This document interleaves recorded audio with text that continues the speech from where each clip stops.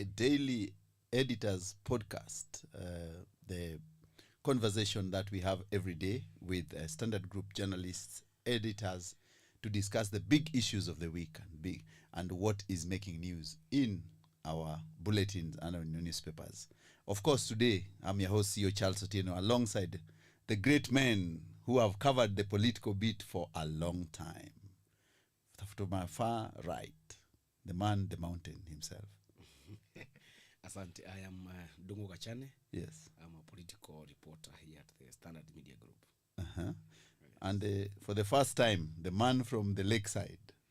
Thanks a lot, Bwana Charles. My name is Brian Otieno. Yes. I hear ulikuwa umeanza kunipandisha cheo kidogo, calling us editors. But we are just reporters. I'm a political reporter with the Standard.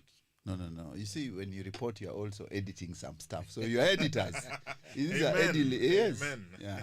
So now, gentlemen, you've been in this forum for some time now. Yesterday, the Parliament, the Committee on Appointments, passed a clean bill of health for the three so-called, I'm saying Gachane so that you do not say they are not Uhuru appointment men, so-called. What will happen next? Number one, I insisted yesterday that those are not Uhuru's men. And I will repeat, because I see and I repeat that there is a clear strategy for some people to misuse the media and create a narrative and perception that Uhuru is in Kenya Kwanza administration. By the way, former Nakuru governor has his party called Ubuntu People's Party. Yes. Former Kiambu governor has a party called Tujibebe wa Kenya Party. And he was a principal of the Kenya Kwanza coalition. And then we have now Mutahi Kagwe. And I said Mutahi Kagwe's relationship with Uhuru is a bit private because it's about the families.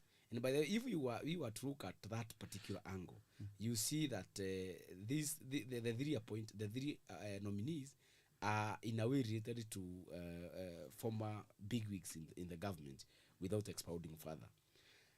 But this morning we learned that the National Assembly, the Committee on Appointments, gave a clean bill of health to the three.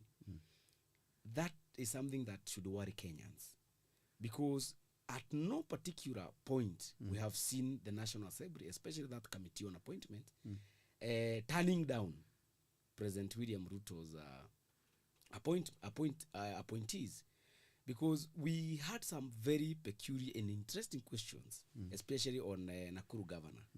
He was, at some point, he actually lost his cool because he was asked, can you substantiate the claims that you dumped the street children at a certain forest in Nakuru? He almost lost his cool. So that's something that touches on fundamental human rights.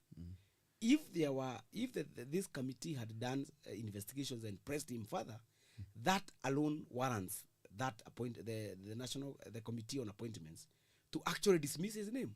But what were we told today? They went for a retreat yesterday. Today, they are issuing a report that watu weupe kama pamba. So to me, the National Assembly is a roundry for President William Ruto because we have not seen them turning down any name, especially for the president. Brian, I heard, but Gachane is telling us the cabinet, the Parliament has not. But Stella was turned down. Yeah, she was turned down. Why, Gachane? Stella was turned down. What is the reason? Is it right for us to say that they've never turned down people? I think it's not entirely accurate. Yes. But it's mostly true that they don't turn out any nominees that the president would want to appoint. Yes. But then Stella, in the case of Stella, I believe that she's not someone who is considered political. Yes. So it's easy. She's not a heavyweight. Yeah, she's not a heavyweight. So it's easy to do away with such a name. But then look at the three guys that the president appointed, Kabogo, Lee Kinyanjui, and Nani. And who was the other one? Mutahi Kagwe. Yes. Yeah, what's the motivation for appointing these three people? what's the motivation for the president? What does the president hope to achieve? He hopes to achieve the sense that, you know what, I still value Mount Kenya first. I still value Mount Kenya. And the second bit of it is that Gachane, says that they're not Uhuru's allies. Yes, they're not. Yeah. They may not be Uhuru's men, but the appointments came after the president met Uhuru. So he wants to convey the message that, you know what, Uhuru and I are in the same boat, which he hopes will be detrimental to Gachagua in their power play. But then that points to a very disturbing situation, very disturbing reality with our country, that we are organized along ethnic lines, and that the president knows that he can capitalize on these weaknesses. Yeah, but then what he forgets is that the circumstances that forced him to dissolve his cabinet were such that the public were disenfranchised with his government. The young people did not care who was in cabinet. They just want to see the government deliver for them. Yeah. So you brought a very interesting point that politics is local, and the Ruto president is trying to play into the narrative of tribal jingoism, and Mount Kenya, which we think, and Gachane will tell us, is it still at crossroads, or is it moved, or is it in Jigirigiji's back pocket? Which way forward? I think Mount Kenya, Ruto lost the grip. Yes. For Mount Kenya region. Kitambo sana. And one of his strategies of regaining trust is what Brian is talking about. He's trying to appoint people who could have some political influence, so that they can actually be Gachagwa's checkmate. And he's doing that in full realization that this is the region that has actually left him. And it's unfortunate, because instead of focusing on what the people want, he is trying to reintroduce ethnic balkanization so that he can have his way. To that effect, that tells us that all what he did after the Gen Z's protests, he did not understand what they wanted, because they were calling for accountability. They were asking the ministers not to vomit on their shoes. They were talking about opulence. But where are we now? We are back to where we were, square one. So instead of president understanding what Kenyans wanted when they went to the streets, he understood that they wanted this thing he's called broad-based arrangement. Kenyans were not calling for broad-based arrangements. They were calling for accountability. They were calling for an aid on issues with corruption. They were calling. They were not called. They didn't care which the man from which tribe is on the top seat. No, they were calling for accountability. But unfortunately, even the people he fired when he dissolved cabinet, he fired people like Murkomen, who was flaunting expensive shoes and belts. What position is he holding now? Interior. Is he holding interior docket? The most significant docket in the country. Yeah. So, I mean, with that undisclosed budget. It is actually called the confidential budget. This is the confidential vote is the one which is used to actually influence people like bloggers. Yes. So to drive a certain propaganda. It's called government-sponsored propaganda. Yes. So the man at the helm of that budget is none other than Kipchumba Murkomen, the man people wanted out. But I think Gachane raises a very valid point. Yeah. Yes. When he talks about the president not understanding what the youth wanted, yes. I tend to think that the president understood what they wanted, but he was not ready for any accountability. Yes. He wasn't, because he was being told it's as simple as, you know what, telling the police that this is how you should operate, keeping away from them, letting them run their things independently. as simple as firing the inefficient cabinet secretaries, keeping a government that, ensuring that his government follows the law. But the president does not want to do that. Why? The big question I think should be, why does the president not want to, why doesn't he want to heed the call of the young people? Yeah. And it's a thing we see with other presidents, where they maintain unhealthy relationships with their security agencies. So it's a sort of scratch my back, I scratch yours. They enable the police to act in a way that, they want to act, so that whenever they want to use them for their political goals, it's easier to do so. Yeah, it's called managing politics through the police. And Brian had written a very good piece on today's Standard, saying that where the buck stops here. You see, so and it is a very interesting piece actually, because when the president took over, he promised that he will end extrajudicial killings. Yes. He also vowed to establish a financial autonomy to the police service, so that there is no police interference. That's what he said. And true to his word, he established the National Police Task Force. And do you know who he appointed to head the docket? To show his seriousness? Former or retired Chief Justice David Maraga.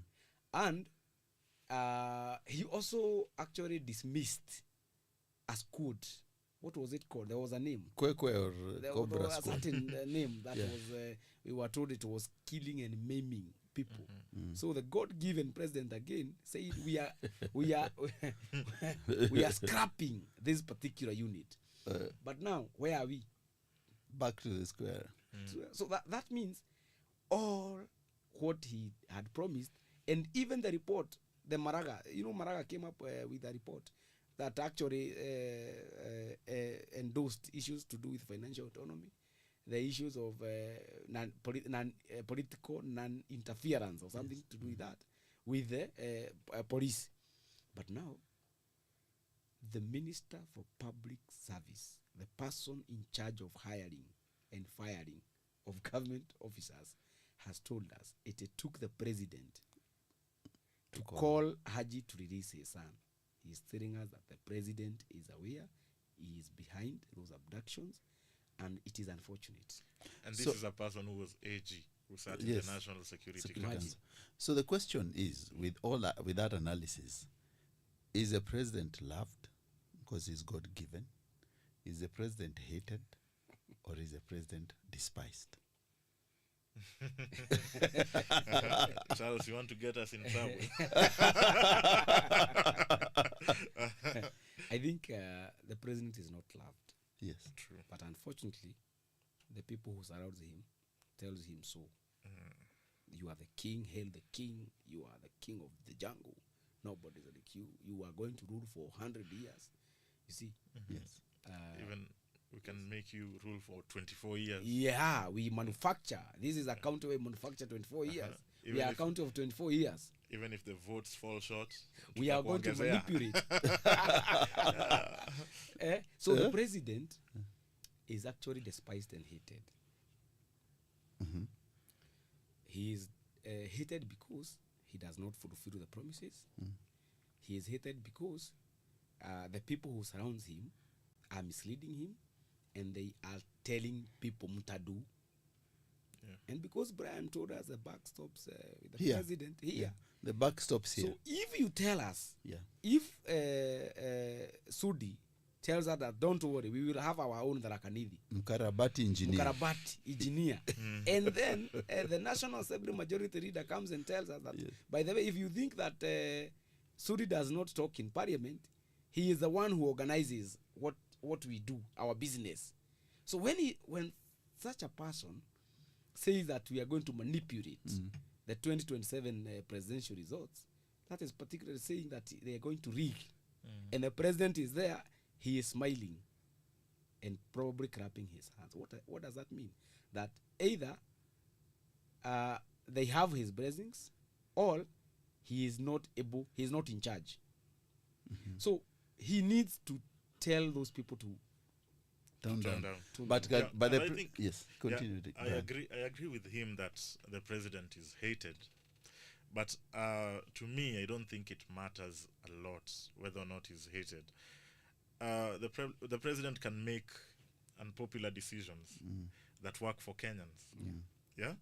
At first, such policies would potentially hurt Kenyans, but then in the long run, Yes, they benefit. we will start to see some benefits. Fruits. But then the president is making unpopular decisions, but these decisions do not help the common mwananchi. Yes.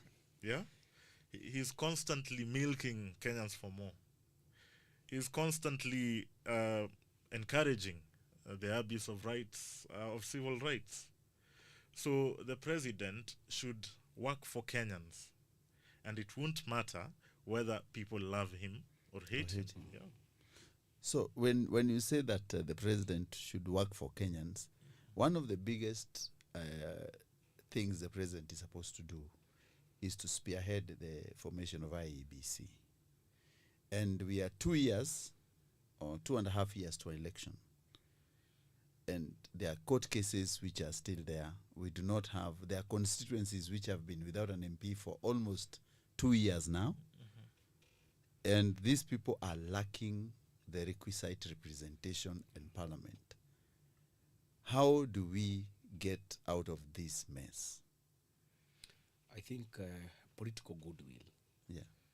Political goodwill is lacking Yeah. in constitution of IEBC. And President Ruto's footprints are all over, and that of his broad-based brother, Raila Odinga. Yes. Because why are we not having IEBC. IEBC? Is it panel?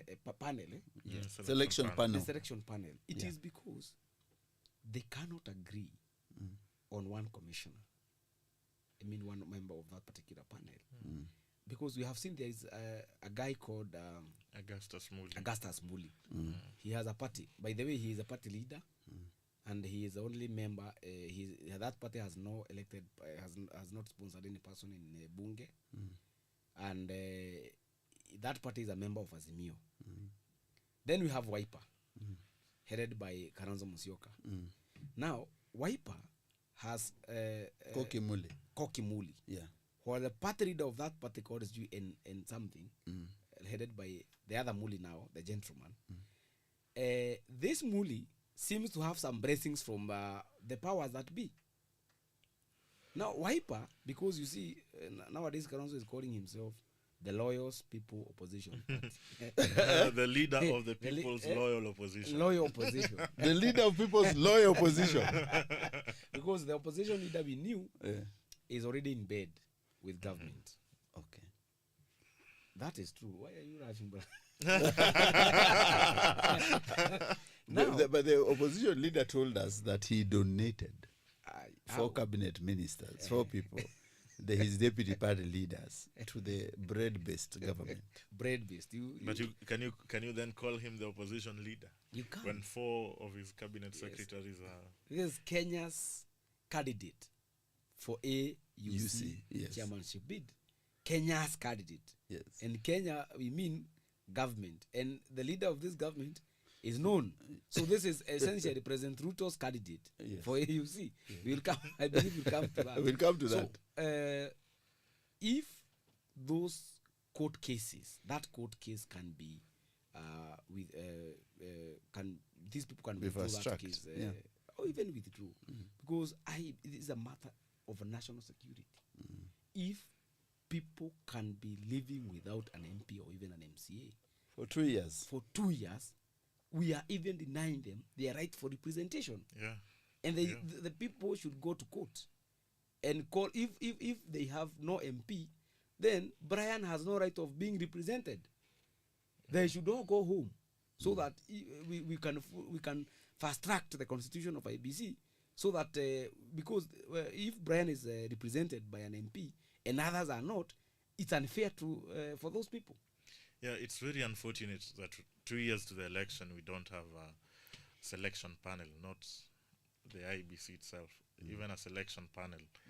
And I think we should now focus our energies on taking this thing away from politicians, because they're holding the nation hostage. Yeah.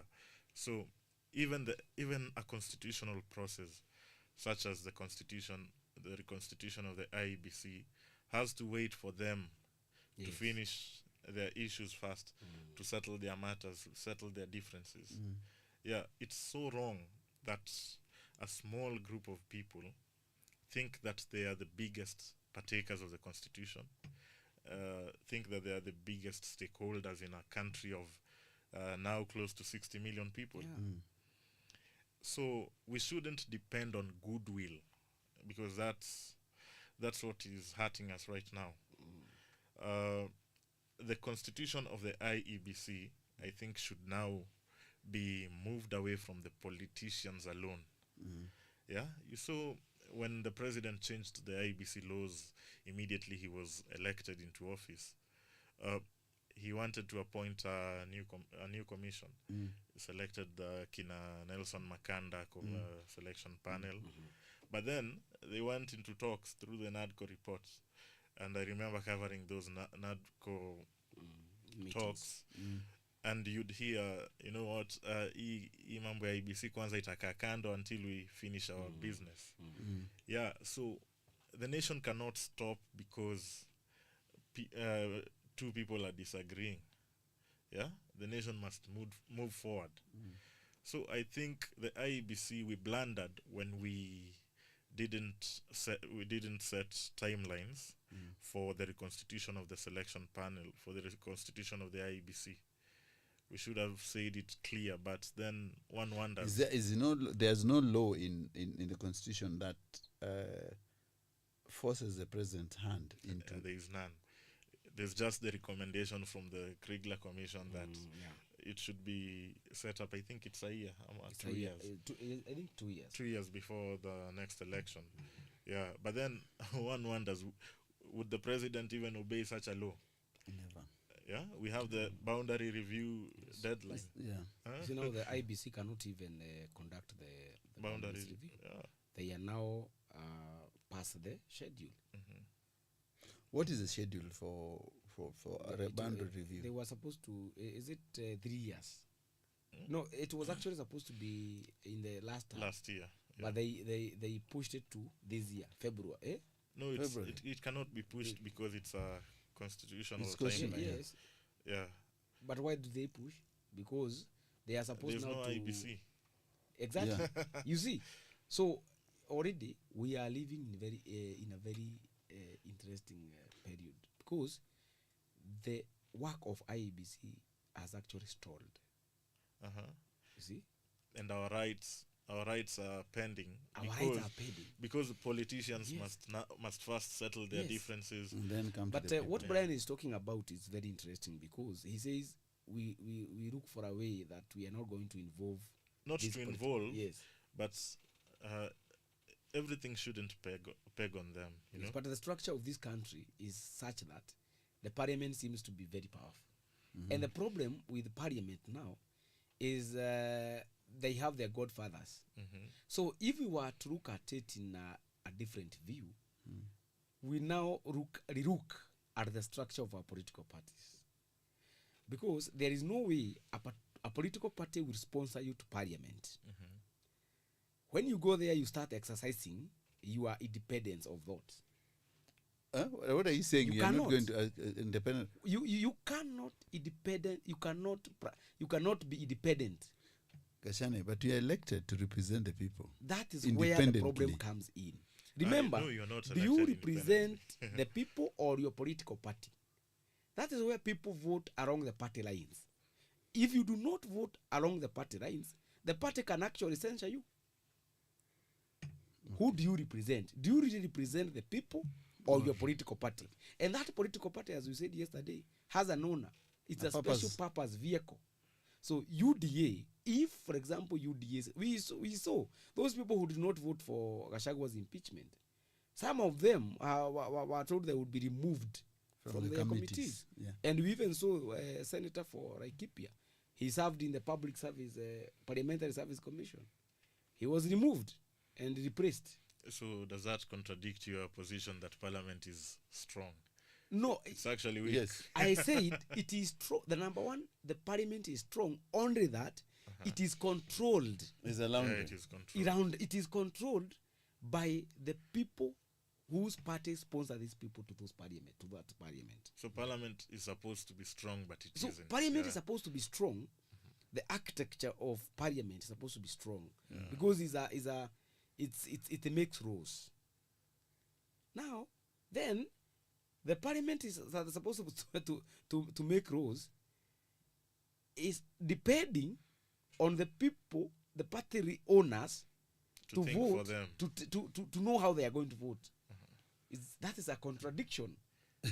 So, you see, an MP is supposed to make a law to oversight the executive. The executive is headed by the president. The president is a party leader. That party that this guy owns has sponsored Brian to the National Assembly. You know, you know, it's a very difficult situation. But since I want us to move to another topic, and I wanted us to end the presidency topic with this, you've seen in the past, Kenyans have always written to all the dignitaries who are trying to come to Kenya. You see the Netherlands Queen and the The King. king, yeah. They received enough Yes. messages and mails. Walisalimiwa. And they were told not to come Don't come. because they do not want. And my question was, Yes. is the president liked, loved, or hated? And then in the Netherlands national TV yesterday, that was one of their top stories, that Kenyans have bombarded the royals, telling them, do not show up. Wherever Mr. President goes, Kenyans write, and even our AUC candidate Yes. has received a lot of mails telling them, do not elect this man because we want him in Kenya. Yes. We don't want him in Addis Ababa so that he can sort us.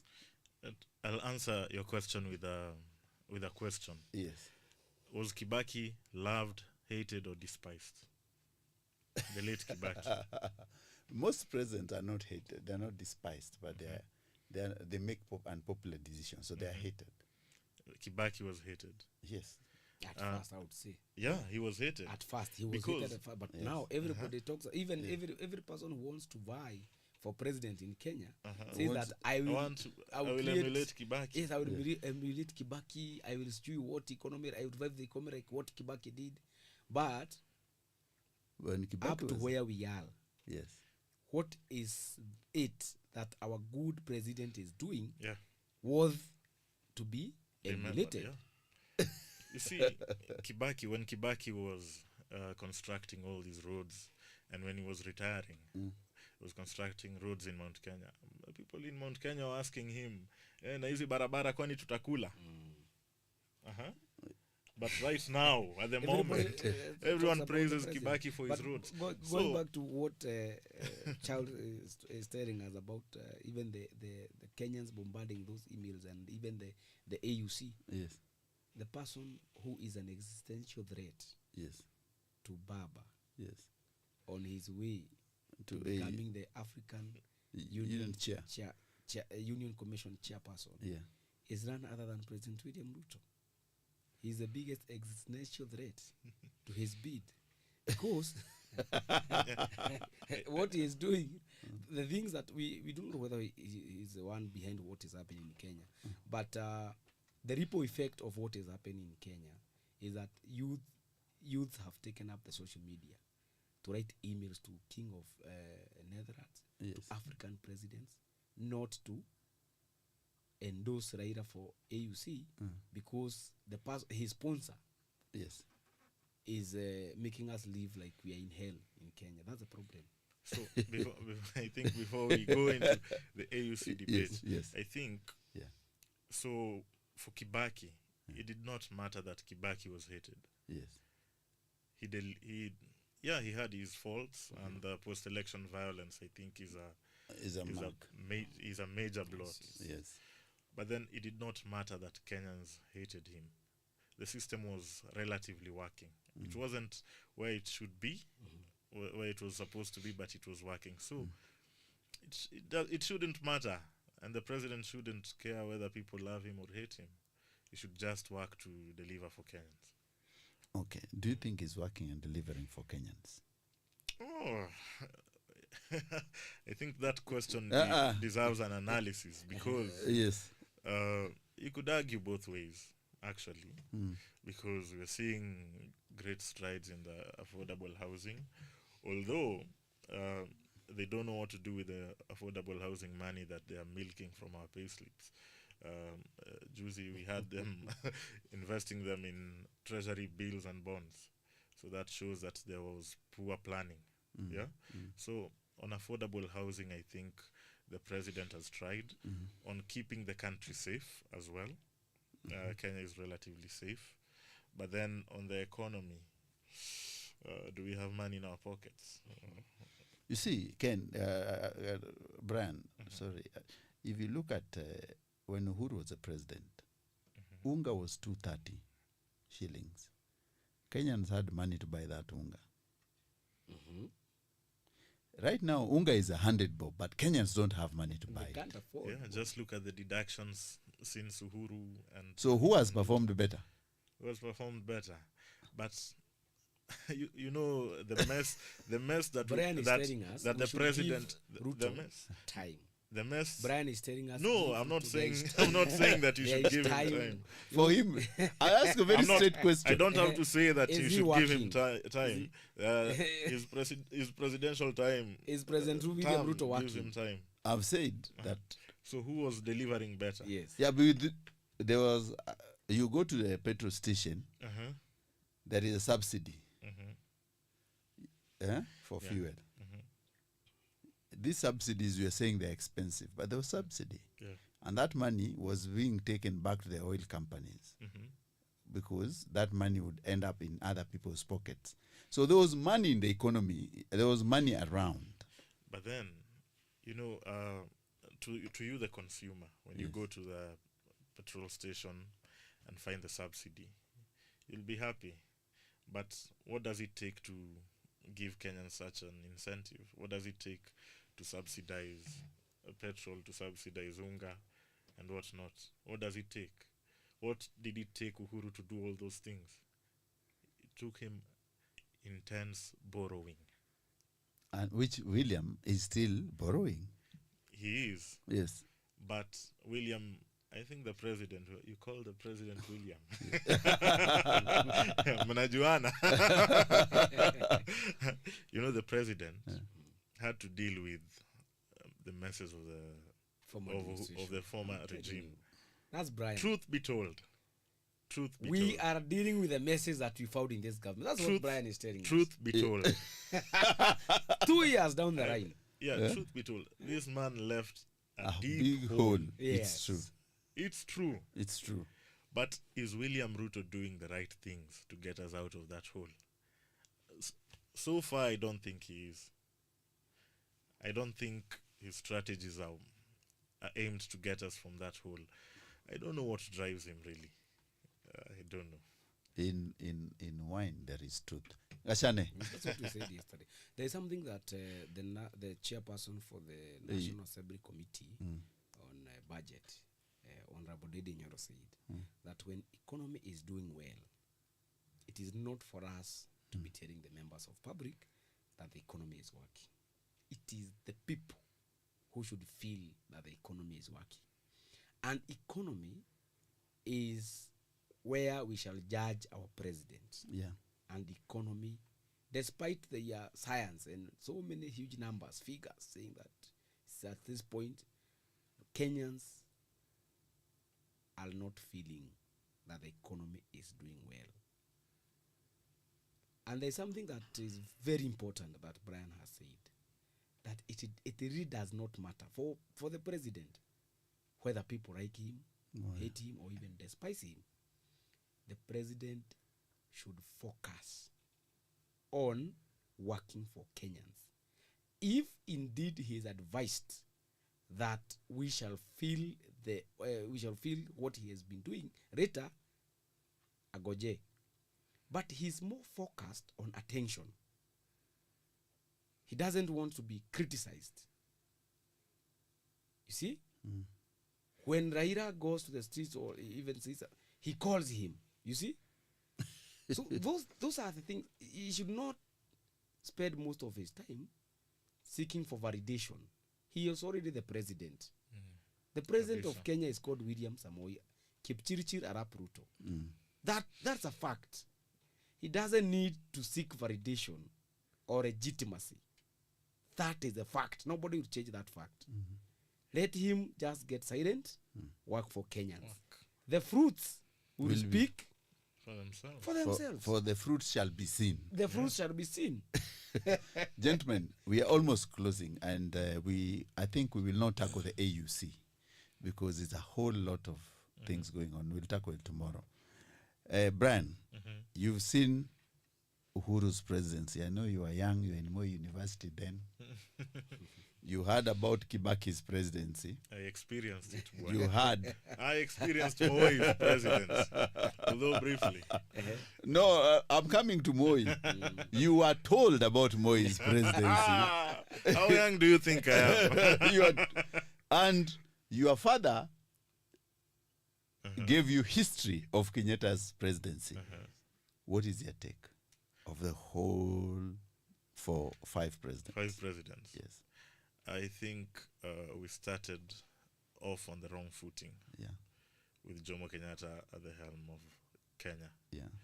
I think he had the chance to, get the system working from the get-go, from the start. Yeah. But he preferred this politics that we have inherited, we have passed on to generation after generation. The politics of hero worshipping, the politics of cronism, and what have you. I think if the founding father had set a good foundation, we would be miles ahead. I say this because when you compare Kenya to other African countries, even in our region, Kenya is a powerhouse in East Africa. Among the East African countries, Kenya has the least natural resources. So this tells you that Kenyans are very creative. Kenyans know how to, lift themselves up. So they just needed the good start. But, other presidents have had the opportunity to reset the country into the right path. Yeah. And Kibaki tried. We all agree that Kibaki tried because he took us from one level to the next. The only inadequacy, I think, is inability to manage politics. Yeah, he had disregard for friends. That's why he didn't find it any difficult to betray his allies, to go back on his word, on his memoranda of understandings. 2002. Between him and Raila Odinga. Yeah. but then he tried. And then came Uhuru Kenyatta. Uhuru had great ambitions. He had big dreams. He thought of, I think he wanted Kenya to, he wanted to spring Kenya to a level that we've never seen. Hence his mega projects, left, right. But then he lacked the capacity to examine what he wanted, to really consider the projects that he wanted to initiate. That's why he went for huge borrowings. He went for loans that didn't make sense. Yeah. President Ruto, still fairly young in his presidency, he has the opportunity to, put a pause on what he considered bad 2 years ago. He said, when you find yourself in a hole, you stop digging it. Yeah. He has the opportunity to, he's still the president. He can say, hata kama tumefanya hii for the last 2 years, we can start afresh. Yeah. And maybe if they yield results, Kenyans will start to appreciate him. Yeah. So you've said something very fundamental, that President Ruto should stop digging the hole. He should follow his own advice. Yeah. So do you think the president follows and will ever follow his own advice? Or listen to himself? No, I think as we end. that is where the problem now lies, because the president seems to believe his RA so much. And by the way, sometimes I don't judge him, because even you, when you are used to buy some meat or even wine to your friends, they'll call you beautiful names and chairman. You will live forever. You see, they will even try to get some of the things you like. You know. Yes. Damsels. You see. Yeah, they'll give you something nice. So that and you will not realize that you are running out of cash. Brian, does he? You know the president. Yes. It's a very it's a very funny question. You know the president. I think he believes what his allies tell him. Yeah. But then does he listen to any advice? You know, a few months ago he made a very shocking statement that things would have been worse if any other person was president. I mean, this shows you that this is a man full of himself. And that I think is very sad. Yeah. Because when you make such a statement, it shows that you think you know everything. But the president knows everything. He doesn't. That's why he has people who we call the advisors. And that's why he knows everything. And he has a chairman. You know, the chairman of the Economic Council of Advisors. David Day. David Day is his chief advisor. You see what he writes in social media. He vomits on our shoes. Yes, and an Englishman said, "Show me your friend, and I will know your character." So Ruto is David D. Is a product. What Ruto does is what David D writes in social media. Gentlemen, I think we should end it there because of time. Tomorrow we tackle AUC. Kabisa. And by that time, probably Brian would have learned more about Jomo Kenyatta and Moi. You know, Charles speaks as though he was there when Kenyatta was born. He wasn't born. He wasn't around. I wasn't around, man. If he was a toddler. Read Jono's book. Yes. He learn more about Kenyatta because people are giving some funny imaginations about him. Even those people who lived then. Yes. Others thought he had a hairy tongue. Yeah. Others thought he was a prophet. So, but you are saying Mr. Charles also Had stories. has had this. He was not there. I wasn't there, but thank you, gentlemen. We meet tomorrow. Asante sana. It's been real.